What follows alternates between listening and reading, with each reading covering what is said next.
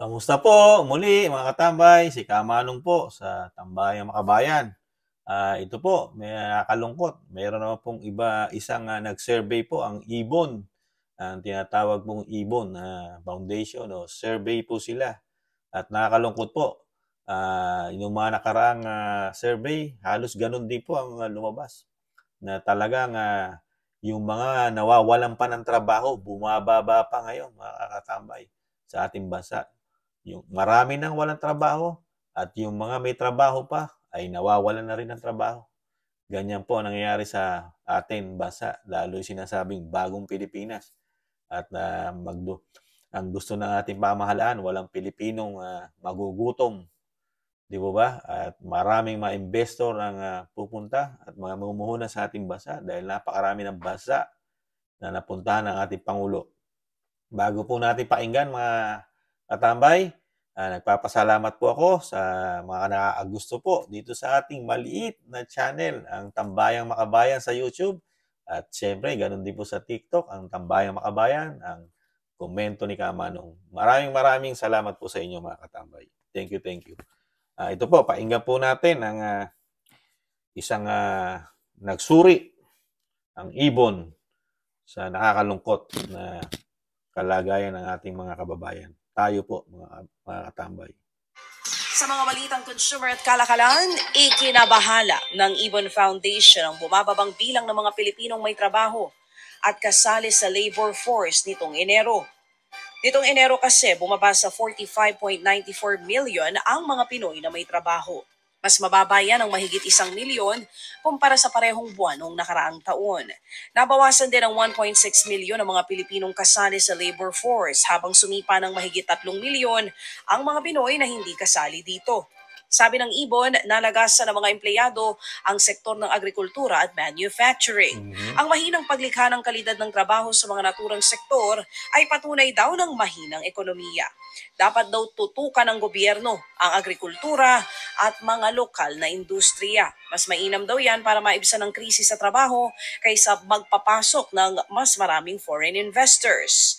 Nauna nang sinabi ng Philippine Statistics Authority na bumaba ang mga kasali sa labor force dahil may mga nanumbalik sa pag-aaral o mga piniling tutukan ang kanilang pamilya at ang bahay. Yan po mga katambay, nakakalungkot po. Di ba?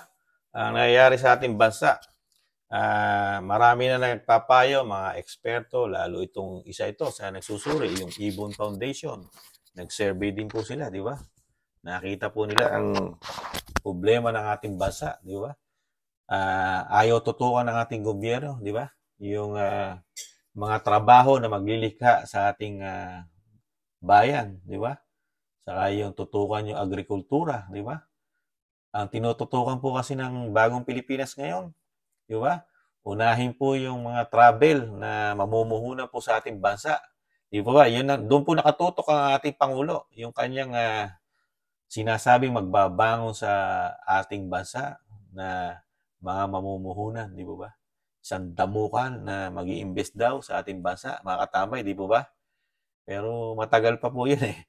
Pero yung sinasabi nga ng Ibon Foundation, maglikha ka muna ng mga trabaho dito sa ating mga kababayan, di ba mga katambay?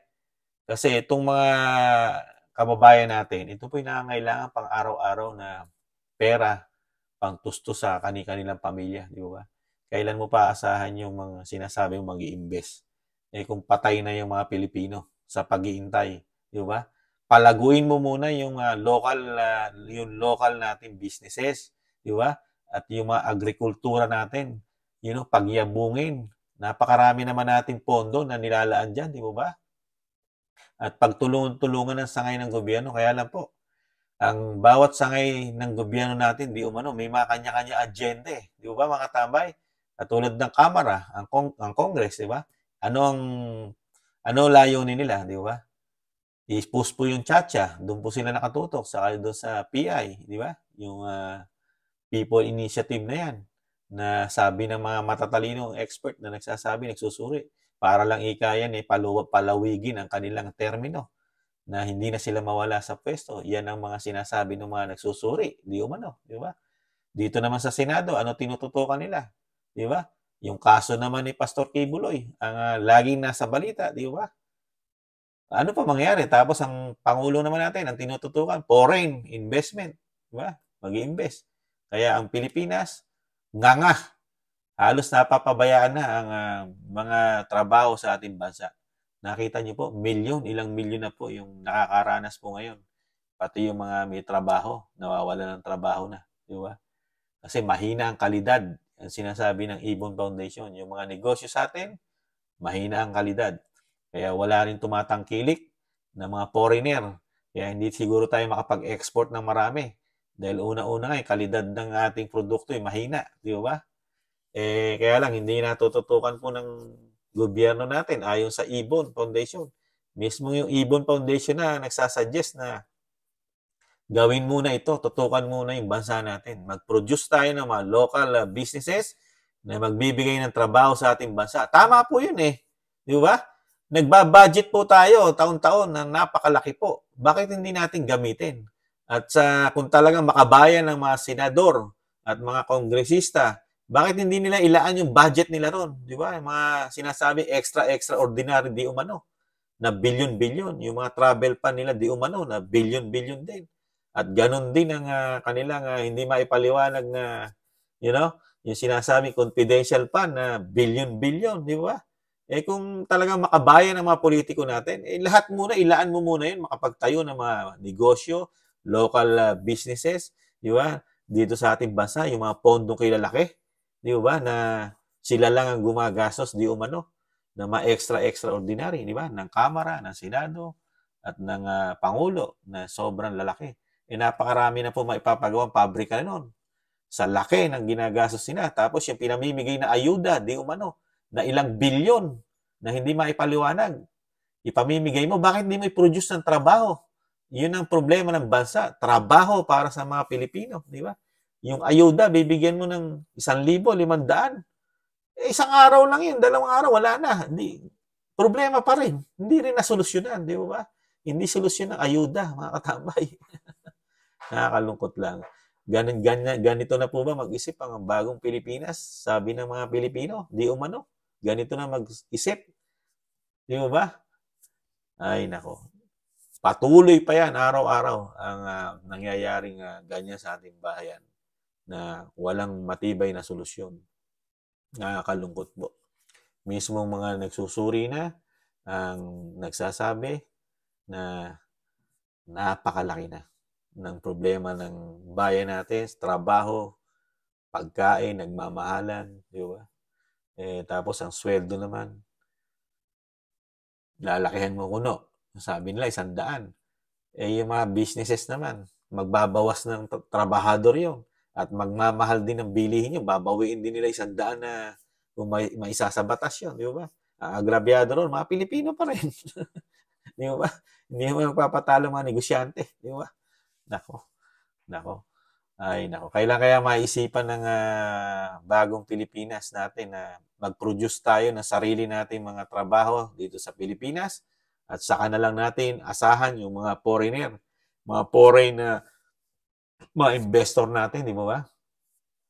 Kasi yung may invest naman nila, hindi naman lahat ng Pilipino magkakatrabaho doon. Bigyan mo naman ng, yung mga local product natin, i-push natin, gandahan natin ang kalidad, para naman ma-export natin at tangkilikin ng ibang bansa rin ang ating mga produkto, di ba? Yun dapat ang tutukan ng ating pamahalaan, hindi yung puro kaso ni Kibuloy, saka yung Chacha sa PI na nag-uubos milyon-milyon, daang bilyon, TV ad pa lang, ilang daang milyon na. Biruin mo yun. Napakaraming bigas nun. Di ba mga tambay? Yan lang po mga tambay. Ang nakakalungkot sa balita na pahayag ng isang foundation, ng Ibon Foundation, nag-survey po sila at yan po ang lumabas sa kanilang survey. Napakabigat ng problema sa ating mga kababayan. Hirap sa trabaho, hirap pa rin sa pagkain dahil di mabili ng sapat, dahil ang pera kakarampot, napakamahal ng bilihin, di ba? Lalo ang bigas, di ba? Yan lang po mga katambay, ang malungkot na kinumentuhan natin ngayon. Tiis-tiis lang po, talagang ganun. Mahalin pa rin natin ating bansa. siyempre magtitiis tayo. May pag-asa pa na makabawi at darating din ang isang makabayan sa ating bansa at gagawa ng paraan para tayo ay mga Pilipino ay maginawahan kahit papaano, di ba? Paalam, bye-bye, ingatan nawa.